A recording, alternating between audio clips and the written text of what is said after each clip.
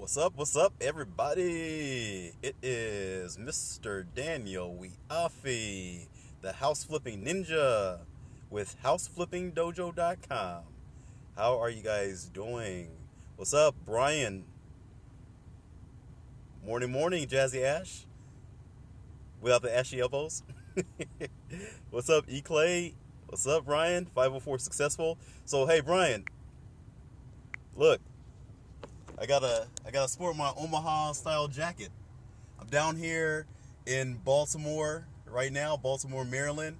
Just landed at the airport. It's 22 degrees up here. How you doing, Pink Sugar? It's cold like Canada up in this joint. So I stepped outside and I was like, woo! Heck yeah, right, Ross? Got yours on as well, Brian? Yeah, it's cold. I'm like, this is ungodly cold. I was down in Vegas last night and it's like 70 degrees at nighttime. So, yeah, anyways, I guess I gotta pay my dues. But hey, anyways, you guys, I am going to drive out to my little speaking engagement. I'm going to be speaking with Dean Graziosi today in Hyattsville. So it's right outside of the DC area. It's 75 degrees in Miami. I'm jealous of you, Ian. So I'm flying back to Vegas on Saturday morning. So I'm going to hit up that 75 degrees as well. So look, real quick before I get going, Sherry says, finally you're joining me in the cold weather. It's like, what, negative 20 in Canada? So look, all right, quick comps. So many times people who are new wholesalers, they have trouble determining what the ARV of a property is, okay? And ARV means your after repair value, all right? And so this is vitally important for you to be able to determine accurately what the value of your property is, okay? In order for you to gauge and compare apples to apples and oranges to oranges, okay? And thank you for inviting your followers, Ross. And so I've seen a bunch of different ways that folks have determined comps. And how you doing, Claude Diamond? So I've never talked to Claude, but I follow him on his YouTube channel. He's like the master of lease options. So if you want to learn about lease options, follow Mr. Claude Diamond. So how you doing, sir? Good to see you. Good to see you. So I'm a big fan of yours. So look, he said, "Oh shucks." So look, determining quick comps, I've seen a bunch of different ways that people determine quick comps, but at the end of the day, you guys, you can use, if you don't have MLS access, obviously, if you have MLS access, and how you doing, Reggie Jean and T. Robin, if you have MLS access, that's going to be the best way for you to determine comps, okay? If you don't have MLS access, try and use a realtor, okay?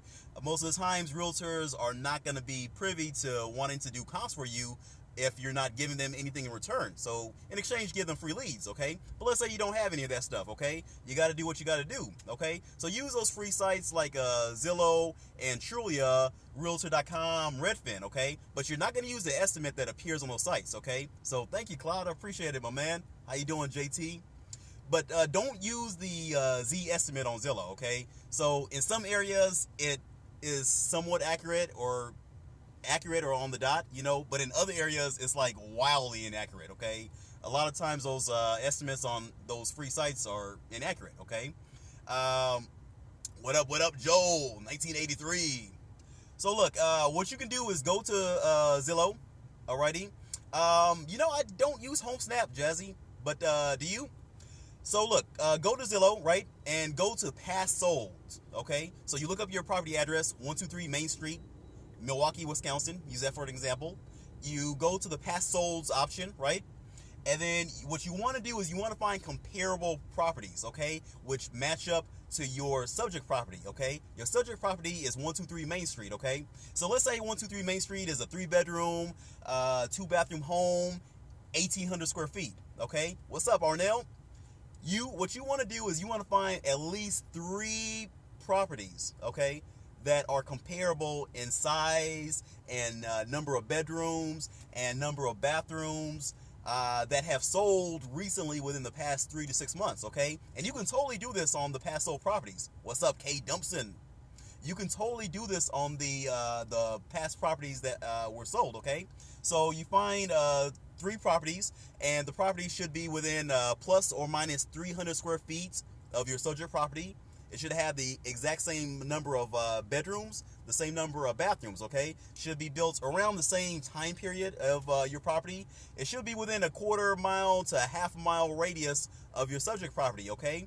And you're looking for properties which sold within the past 3 to 6 months, okay? Now, in some areas, you may not find exact comparables, okay? You may not find homes which sold recently in 3 to 6 months, okay? You may not find homes which are comparable, which, you're very welcome, Rombo. You may not find homes which have the exact same square footage, okay? And so what you need to do is you need to find homes which are the best comparable to your subject property, okay? So many times you're going to have to guesstimate it, okay? And so what you're going to do is, let's say you find one property that sold for $50,000 and another property that sold for $55,000 and another property that sold for $60,000, okay? What you're going to do is you're going to take all 3 of those properties, right? You're going to add them up, and then you're going to average them, okay? And the average of a $50,000 house and a $55,000 house and a $60,000 house is going to be $55,000, okay? And so that's what you're going to use for your ARV, okay? And then what you're going to be able to do is you're going to be able to use that data that you found whenever you're pitching the property to your cash buyers. You're going to say, hey, we got this property that sold over here at this address, and it sold for this price, and this property sold at this price, property number 2, and property number 3 sold at this price. So I'm justified in stating that the ARV of this property is $55,000, okay? And I'm only selling it to you for $20,000. What's up, Lance Leitner? Are you down in Miami? Not Miami, down in Florida with Mark Evans DM. So look, again, this is just a quick and dirty way for you to get in there and do comps. So again, this is your man, Daniel Wiafe, the house flipping ninja.